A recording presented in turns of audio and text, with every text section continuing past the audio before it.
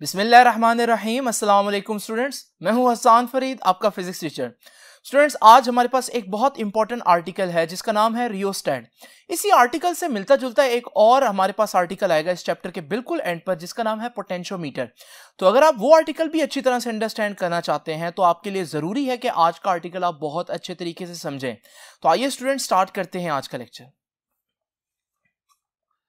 Students, आज के article की जितनी इंफॉर्मेशन आपकी बुक ने दी हुई है वो सारी मैंने बहुत तरतीब से हेडिंग्स डालकर आप लोगों के सामने लिख दी है, ताकि आप लोगों को इसको as a long question attempt करते हुए किसी किस्म का कोई मसला ना हो। लेकिन आपने इन वर्डिंग्स पर ध्यान नहीं देना, आप लोगों ने सिर्फ ध्यान रखना है मेरी तरफ। मैं आप लोगों को समझाता हूं स्टार्ट से, ताकि हम इस चीज को कॉन्सेप्चुअली ग्रैब कर सके। नाउ स्टूडेंट, जरा तवज्जो कीजिए। आज मैं एक छोटे क्वेश्चन से आगाज करता हूं। जरा इमेजिन करें मेरे पास एक बैटरी और उस बैटरी से अटैच एक बल्ब है। आप देख रहे हैं बैटरी जो है वो इस बल्ब को पावर दे रही है और ये बल्ब अपनी फुल ब्राइटनेस पर जो है वो चल रहा है। नाउ स्टूडेंट, जरा इमेजिन करें, अगर मैं ये चाहता हूं कि मैं इस बल्ब की ब्राइटनेस कम कर दूं तो मैं क्या करूं। अब जानते हैं कि बल्ब की जो ब्राइटनेस है वो करंट पर डिपेंड करती है। तो अगर मैं चाहता हूं इस बल्ब की ब्राइटनेस कम हो तो डेफिनेटली मैं इस करंट को कम करने की कोशिश करूंगा। अब मैं ये भी जानता हूं कि करंट जो है वो सर्किट की रेजिस्टेंस पर डिपेंड करती है। तो अगर मुझे करंट को कम करना है तो मुझे सर्किट के रेजिस्टेंस को बढ़ाना है, क्योंकि रेजिस्टेंस का काम क्या होता है? करंट को अपोज करना। तो इसका मतलब मुझे यहां पर रेजिस्टेंस को बढ़ाना है। जरा इमेजिन करें, ये वायर जो मेरे पास पड़ी हुई है, इस वायर को कहते हैं मैंगनीन वायर। मैंगनीन वायर की खास बात यह है कि इसकी रेजिस्टेंस बहुत ज्यादा होती है। तो स्टूडेंट, जरा इमेजिन करें कि मैं ये मैंगनीन वायर का एक टुकड़ा काटता हूं और इस टुकड़े को उस सर्किट में पॉइंट ए और पॉइंट बी के दरमियान लगा देता हूं। आपने देखा कि मैंने एक बहुत हाई रेजिस्टेंस की चीज सर्किट में लगा दी है, रेजिस्टेंस सर्किट की बढ़ा दी है। रेजिस्टेंस बढ़ने से आपको मालूम है करंट कम हो जाता है, और करंट कम होने से ब्राइटनेस कम हो जाएगी बल्ब की, जैसा कि आप देख रहे हैं। लेकिन स्टूडेंट्स, अगर मुझे ख्याल आता है कि नहीं यार, ब्राइटनेस उतनी कम नहीं हुई जितनी मैं चाहता था, तो मुझे इस ब्राइटनेस को मजीद कम करने के लिए क्या करना पड़ेगा? मुझे रेजिस्टेंस ज्यादा करनी पड़ेगी, क्योंकि रेजिस्टेंस ज्यादा होगी तो करंट कम होगा, और करंट कम होगा तो ब्राइटनेस और कम हो जाएगी। लेकिन अब मैं रेजिस्टेंस कैसे ज्यादा करूं, क्योंकि वायर तो मैंगनीन की ही है मेरे पास। तो स्टूडेंट्स, याद रखिएगा, अगर आप लोगों को याद हो, यह बात मैंने आपको बताई थी कि रेजिस्टेंस का ताल्लुक वायर की लेंथ के साथ होता है। तो resistance is directly proportional to length of the wire, यानी जितनी लंबी वायर लूंगा उसी मटेरियल की उसकी रेजिस्टेंस कांस्टेंट नहीं रहेगी, बल्कि लंबी वायर की रेजिस्टेंस ज्यादा होती है। तो स्टूडेंट्स, जरा इमेजिन करें, वही मैंगनीन की वायर जो मेरे पास मौजूद है, मैं इसमें एक और लंबा टुकड़ा काटता हूं, क्योंकि मुझे मालूम है इसकी रेजिस्टेंस ज्यादा होगी। मैं इसको पॉइंट ए और पॉइंट बी के दरमियान लगाता हूं। इस सूरत में आप देखेंगे मैंने सर्किट की रेजिस्टेंस अब और ज्यादा कर दी है। जब सर्किट की रेजिस्टेंस ज्यादा होगी तो करंट कम होगा, करंट कम होगा तो ब्राइटनेस कम होगी, जैसे कि आप लोग देख रहे हैं। लेकिन स्टूडेंट्स, अगर फिर भी मैं सेटिस्फाई नहीं होता, मुझे लगता है ब्राइटनेस को और कम होना चाहिए था, तो फिर मुझे दोबारा से ये प्रोसीजर जो है वो रिपीट करना पड़ेगा। मैं मैंगनीन की वायर का एक और लंबा टुकड़ा जो है उसमें से काटूंगा और मैं उसको पॉइंट ए और बी के दरमियान लगाऊंगा, क्योंकि अब ये ज्यादा लंबा टुकड़ा है, इसकी रेजिस्टेंस ज्यादा है। इस सूरत में जब मैं रेजिस्टेंस बढ़ा चुका हूं तो हमारे पास करंट कम होगा, ब्राइटनेस कम हो जाएगी, जैसे कि आप लोग देख रहे हैं।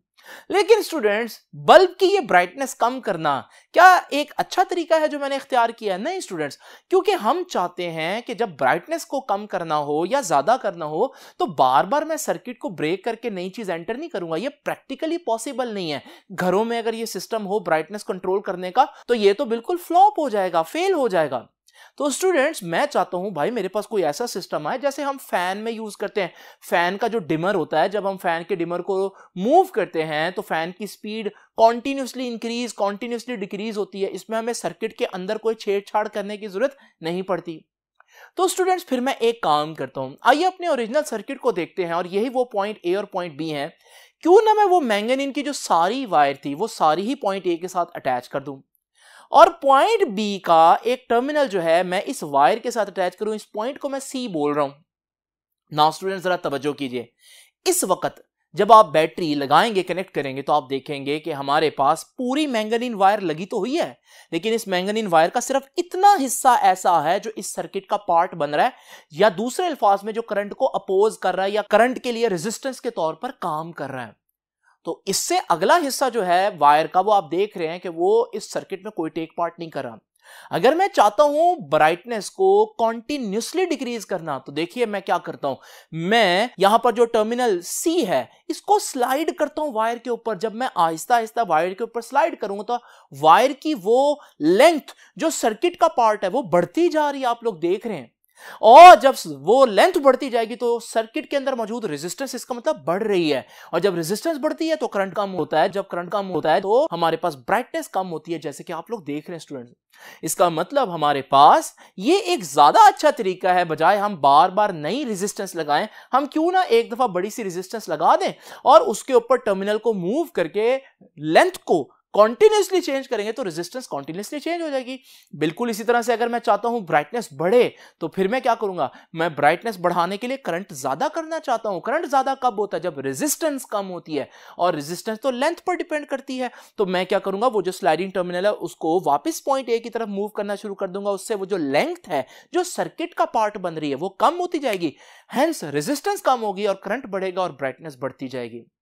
ये पहले मेथड से थोड़ा बेटर है, लेकिन इसको मजीद बेटर बनाया जा सकता है, क्योंकि अभी भी आप देख रहे हैं हमारे पास जो वायर है वो बिल्कुल मुनासिब तरीके से नहीं पड़ी है। तो स्टूडेंट्स हम एक काम करते हैं, हम क्या करते हैं, इस पूरी वायर जो मैंगनीन की वायर है इसको एक प्लास्टिक के सिलेंडर के ऊपर रैप कर देते हैं, वाउंड कर देते हैं, लपेट देते हैं, और फिर पॉइंट ए और पॉइंट बी से इसको फिक्स कर देते हैं सिलेंडर के ऊपर। ये वही चीज है स्टूडेंट्स, लेकिन अब आप देख रहे हैं एक बड़े तरतीब से पड़ी हुई नजर आ रही है। और स्टूडेंट्स हम इस सारे सिस्टम के ऊपर एक टर्मिनल लगाते हैं जिसे हम स्लाइडिंग टर्मिनल बोलेंगे। इस टर्मिनल की खास बात यह है कि यह आगे पीछे मूव कर सकता है, स्लाइड कर सकता है, इसलिए इसका नाम स्लाइडिंग टर्मिनल है। इसे स्लाइडिंग टर्मिनल को C का नाम देंगे। नाउ स्टूडेंट्स ये जो आप चीज देख रहे हैं इसको जरा हम सर्किट में कनेक्ट करते हैं। जब हमने इसको सर्किट में कनेक्ट किया, ये जो पॉइंट B है इस पॉइंट को मैं अब जोड़ दूंगा स्लाइडिंग टर्मिनल के साथ। नाउ स्टूडेंट्स जरा तवज्जो कीजिए, इस वक्त जो आपको नजर आ रहा है, अगर मैं सर्किट ऑन करूं तो आप लोग देखेंगे कि यहां पर हमारे पास इस मैंगनीन वायर का इतना हिस्सा है जो सर्किट का पार्ट बन रहा है, इसी में से करंट पास कर रहा है। अगर मैं स्लाइडिंग टर्मिनल को मूव करूंगा तो जब स्लाइडिंग टर्मिनल मूव करेगा तो लेंथ वो बढ़ रही है जो रेजिस्टेंस ऑफर कर रही है। तो जब वो लेंथ बढ़ेगी, ज्यादा रेजिस्टेंस ऑफर होगी, तो ब्राइटनेस आप देखें बल्ब की कम हो रही है। और अगर मैं स्लाइडिंग टर्मिनल को पॉइंट ए की तरफ वापस मूव करूं तो अब आप देखेंगे रेजिस्टेंस कम होगी, क्योंकि लेंथ कम हो रही है, वो लेंथ जो सर्किट का पार्ट बन रही है। इस सूरत में बल्ब की ब्राइटनेस दोबारा से बढ़ना शुरू हो जाएगी। स्टूडेंट्स ये जो चीज मैंने लगाई आपके सामने इसे कहते हैं रियोस्टैट। तो आपने देखा कि रियोस्टैट क्या है। रियोस्टैट एक ऐसी डिवाइस है जो आपको वेरिएबल रेजिस्टेंस दे सकती है। यानी आमतौर पर आप लोगों ने जो रेजिस्टर्स पढ़े हैं वो फिक्स रेजिस्टर्स होते हैं, उनकी रेजिस्टेंस की वैल्यू चेंज नहीं होती। लेकिन अगर कहीं पर आप रियोस्टैट देखें तो रियोस्टैट में खास बात यह है कि इसकी रेजिस्टेंस की वैल्यू आप कम या ज्यादा कर सकते हैं। कैसे? स्लाइडिंग टर्मिनल को मूव करके। नाउ स्टूडेंट्स ये है रियोस्टैट। तो हमने देखा कि रियोस्टैट के अंदर अगर हम उसको डिफाइन करना चाहें तो क्या है, it is a wire wound variable resistance. यानी कि हमारे पास इसमें एक वायर है जिसको हम लोगों ने एक प्लास्टिक सिलेंडर के ऊपर वाउंड कर दिया है, लपेट दिया है, रैप कर दिया है, और ये हमारे पास एक वेरिएबल रेजिस्टर है। इसकी रेजिस्टेंस कम और ज्यादा की जा सकती है। ये तो हो गई इसकी डेफिनेशन। कंस्ट्रक्शन क्या है? सारी कंस्ट्रक्शन मैं आपको दिखा चुका हूं स्टूडेंट्स, लेकिन फिर भी पढ़ देता हूं। It consist of a bare manganin wire. Bare का मतलब होता है कि उस वायर के ऊपर, जो मैंगनीन की वायर मैं यूज कर रहा हूं, उसके ऊपर कोई इंसुलेशन नहीं होगी। आमतौर पर आप देखते हैं करंट से बचने के लिए आपकी वायर्स के ऊपर इंसुलेशन की होती है कुछ इस तरह से। लेकिन आप लोगों को मालूम है यहां जो स्लाइडिंग टर्मिनल है उसको वायर को टच करना है, तो अगर वायर के ऊपर इंसुलेशन होगी तो स्लाइडिंग टर्मिनल कैसे टच करेगा? इसलिए हम लोगों ने कैसी वायर लेनी है? बेयर। बेयर का मतलब है नेकेड वायर लेनी है, उसके ऊपर इंसुलेशन नहीं होगी। It consist of a bare manganin wire. एक मैंगनीन वायर ले ली, wound over an insulating cylinder, और उसको हम लोगों ने क्या कर दिया, उसको हम लोगों ने एक इंसुलेटिंग सिलेंडर, जैसे प्लास्टिक का सिलेंडर था, उसके ऊपर वाउंड कर दिया, जैसे मैंने आपको दिखाया स्टूडेंट्स। उसके बाद हम लोगों ने क्या किया, the ends of the wire are connected to two fixed terminals A and B. और जो हमारे पास उन वायर का जो एंड्स बन रहे थे, पॉइंट ए पर भी फिक्स कर दिया और पॉइंट बी पर भी फिक्स कर दिया। These are called the fixed terminals. उसके बाद हम लोगों ने क्या किया, अ थर्ड टर्मिनल, एक और टर्मिनल इंट्रोड्यूस किया जिसका नाम हमने रखा C, is attached to a sliding contact which can also be moved over the wire. फिर हमारे पास एक थर्ड टर्मिनल C है जो स्लाइडिंग कॉन्टैक्ट से अटैच है, और स्लाइडिंग कॉन्टैक्ट की खास बात क्या है, उसका नाम बता रहा है, वो स्लाइड कर सकता है, मूव कर सकता है। नाउ स्टूडेंट्स, मैंने आप लोगों को बताया कि रियोस्टेट का एक फायदा क्या है कि रियोस्टेट को हम as a variable resistor use कर सकते हैं। तो यही पहला फायदा है, एज ए वेरिएबल रेजिस्टर। कैसे वेरिएबल रेजिस्टर के तौर पर काम करेंगे, जैसे कि मैंने आप लोगों को बताया स्टूडेंट्स, अब साथ साथ पढ़ते हैं और साथ साथ आपको दोबारा एक्सप्लेन कर देता हूं। To use it as a variable resistor, one of the fixed terminal से A and the sliding terminal C are inserted in the circuit. देखिए कौन कौन से टर्मिनल्स को सर्किट में इंसर्ट करना है, जरा तवज्जो से देखिए। हमारे पास ये सर्किट है जिसमें हम लोगों ने रियोस्टेट अटैच करना है, तो यहां से हम रियोस्टेट का जो ए टर्मिनल है वो इस पॉइंट से अटैच करेंगे सर्किट के, और वहां से हम जो स्लाइडिंग टर्मिनल सी है उसको अटैच करेंगे सर्किट से। यानी कि सर्किट में जब हमने रियोस्टेट अटैच किया या कनेक्ट किया तो हम लोगों ने एक तरफ से पॉइंट ए और दूसरी तरफ से स्लाइडिंग कॉन्टैक्ट सी को जोड़ा। तो ये हमारे पास वो बात कह रहा है, in this way resistance of the wire between A and C is used. याद रखिएगा, तो हमारे पास जब हम रियोस्टेट को इस तरह से जोड़ेंगे तो रियोस्टेट का कितना हिस्सा आपके सर्किट का हिस्सा बन जाएगा, जो ए और पॉइंट सी के दरमियान में जितनी वायर आ रही होगी वो हमारे पास सर्किट का हिस्सा बन जाएगा। तो जब आप चार्जेस का फ्लो देखेंगे तो चार्जेस का फ्लो रियोस्टेट में पॉइंट ए से पॉइंट सी तक होगा, उसके बाद वो सर्किट में चला जाएगा चार्जेस। पॉइंट सी से आगे रियोस्टेट में आपको चार्जेस मूव करते दिखाई नहीं देंगे।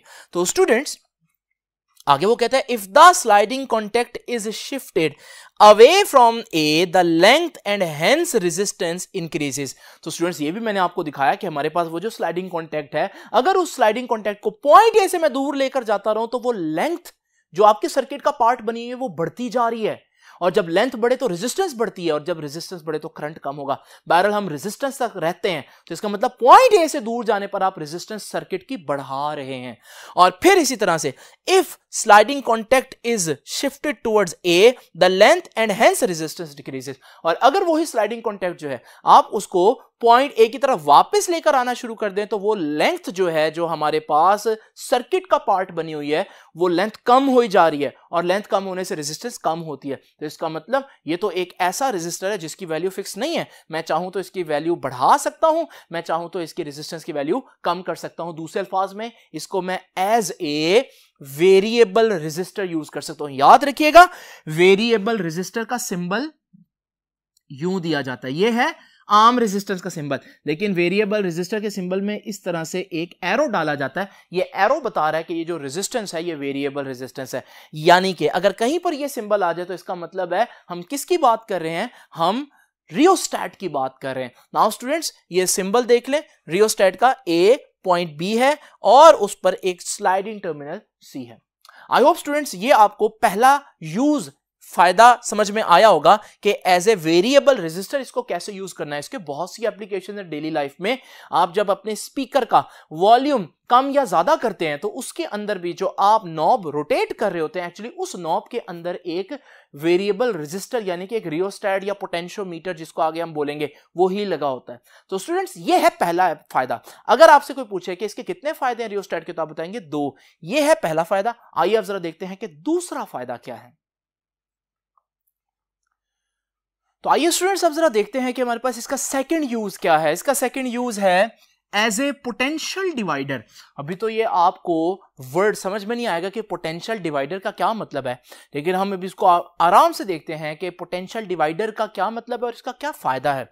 स्टूडेंट्स इस सारी चीज को समझने से पहले आपको एक एग्जांपल समझनी पड़ेगी जो कि बहुत इंपॉर्टेंट है। स्टूडेंट्स जरा इमेजिन करें कि एक शख्स के पास 10 रुपए का एक नोट है और आप इस शख्स से कहते हैं कि वो मुझे 3 रुपए दे। आपको मालूम है इस शख्स के पास क्योंकि 10 रुपए है जो कि 3 रुपए से ज्यादा है, तो इसके पास एबिलिटी तो है कि ये आपको पे कर सकता है, लेकिन ये अभी आपको पे कर नहीं पाएगा। उसकी वजह क्या है? इसकी वजह यह है कि इसके पास 10 रुपए का एक नोट है, और जब 10 रुपए का एक नोट होगा तो वो आपको 3 रुपए कैसे देगा। लेकिन अगर इसी शख्स के पास 10 रुपए कुछ इस तरह से कॉइन्स की शक्ल में मौजूद हों और अब मैं इससे कहूं कि मुझे 3 रुपए दो, क्या ये मुझे 3 रुपए दे सकता है? बिल्कुल, ये इसमें से 3 सिक्के दे देगा। इनफैक्ट अगर मैं इससे 5 रुपए मांगूंगा तब भी ये मुझे दे सकता है, अगर मैं इससे 7 रुपए मांगूंगा तब भी ये मुझे दे सकता है। इसका मतलब स्टूडेंट्स क्या हुआ कि अगर आपके पास 10 रुपए का एक नोट हो तो फिर आप उसमें से कम पैसे नहीं दे पाएंगे जब तक कि आप चेंज ना ले आए। लेकिन अगर आपके पास इस तरह से 10 का चेंज हो, यानी कि कॉइन्स हो, तो फिर आपसे वो अगर 3 रुपए मांगे या 4 रुपए या 7 रुपए जितने भी है वो आप दे सकते हैं। तो स्टूडेंट्स, इस एग्जाम्पल का इस बात से क्या ताल्लुक है, जरा इमेजिन करें मेरे पास एक एलईडी है और ये जो एलईडी है इसको चलने के लिए 3 वोल्ट्स चाहिए। कितने वोल्ट्स? 3 वोल्ट्स। ये वैल्यू आपने याद रखनी है।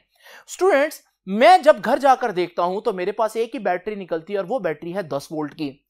अब 10 वोल्ट की बैटरी को जब मैं इस एलईडी के साथ कनेक्ट करता हूं तो मैं देखता हूं कि 10 वोल्ट इतने ज्यादा हैं, उसको तो सिर्फ 3 वोल्ट चाहिए थे।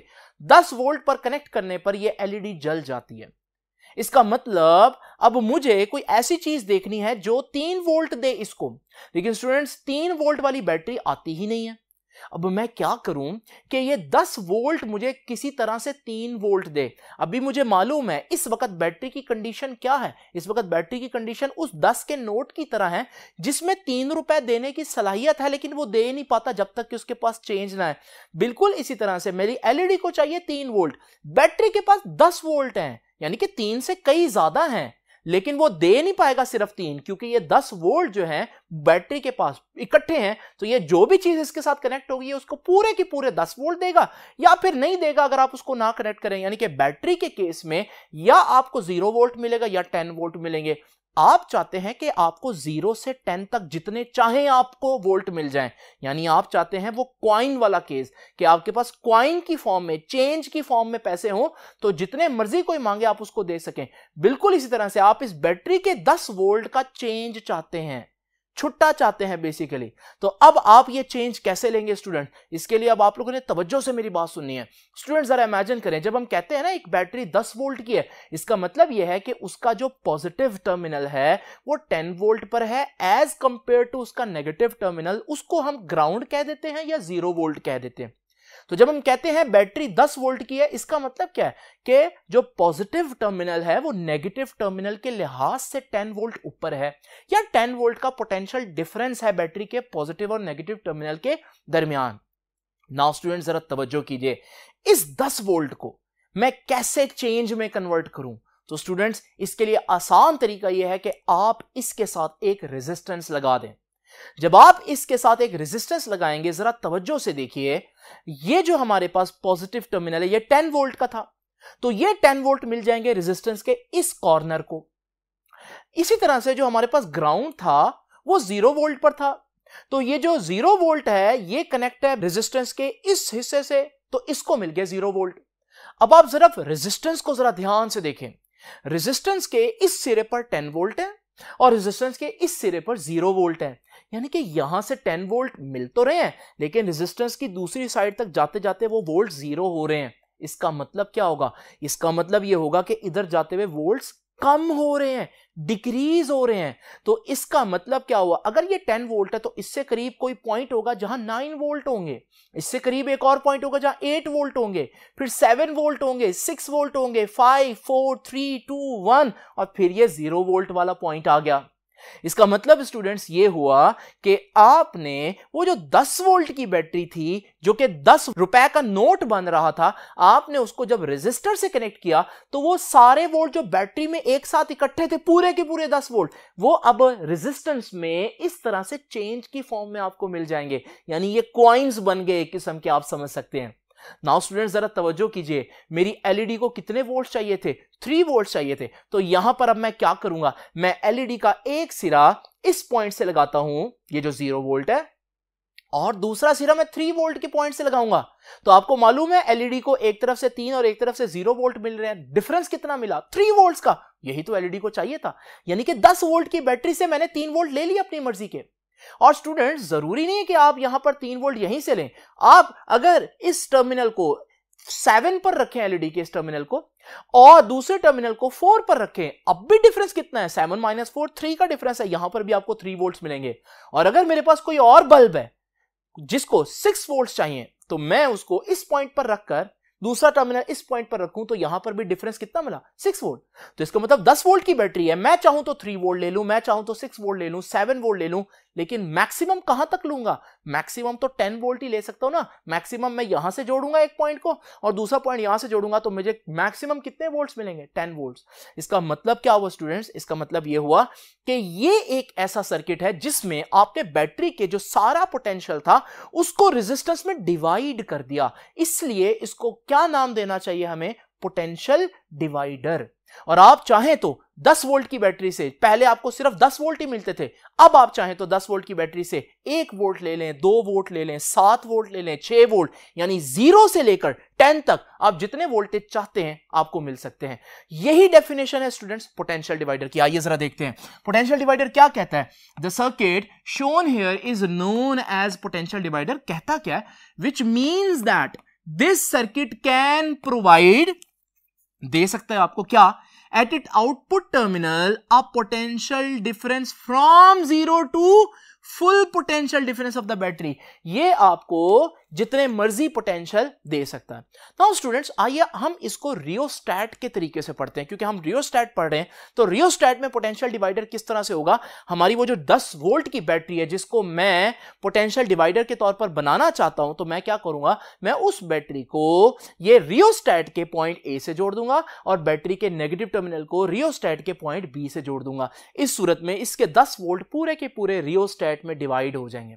अब आप लोग जानते हैं खास बात क्या है रियोस्टैट में? रियोस्टैट का जो वो स्लाइडिंग टर्मिनल है वो मूव कर सकता है। नाउ स्टूडेंट्स आप एक वोल्ट मीटर अटैच करें एक पॉइंट बी से और दूसरा टर्मिनल अटैच करें स्लाइडिंग टर्मिनल के साथ।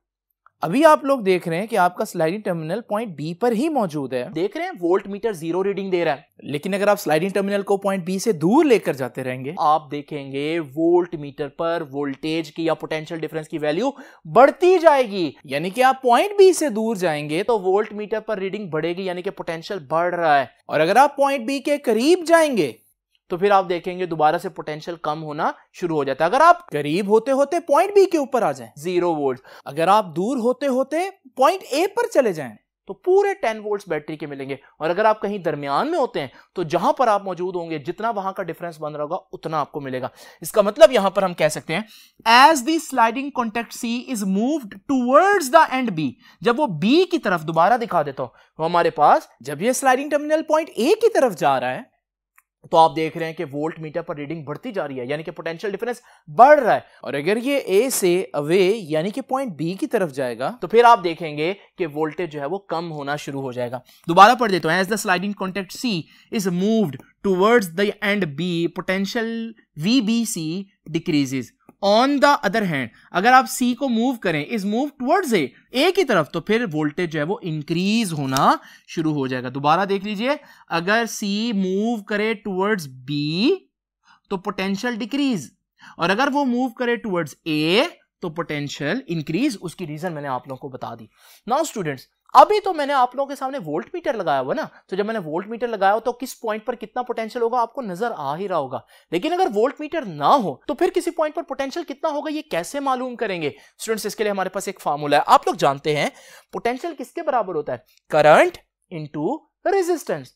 नाउ स्टूडेंट्स करंट का फार्मूला ओहम्स लॉ में आप लोगों ने क्या पढ़ा? आप लोगों ने पढ़ा V is equal to I R, तो I is equal to V over R, तो करंट क्या हो गया? V over R। और रेजिस्टेंस क्या होगी? Small r। लेकिन ये रेजिस्टेंस कौन सी है स्टूडेंट? जरा तवज्जो से देख लीजिए। अगर आपका स्लाइडिंग टर्मिनल यहां है तो आपको मालूम है पॉइंट बी से पॉइंट सी तक की जो वायर है ये हमारे सर्किट का पार्ट बनी हुई है। इसका मतलब ये जो हमारे पास रेजिस्टेंस है जिसमें मैंने हाईलाइट किया हुआ है ये है स्मॉल r। कैपिटल आर कौन सी रेजिस्टेंस है? कैपिटल आर हमारी पूरी जो रियोस्टैट की रेजिस्टेंस है उसे हम कैपिटल आर कहते हैं।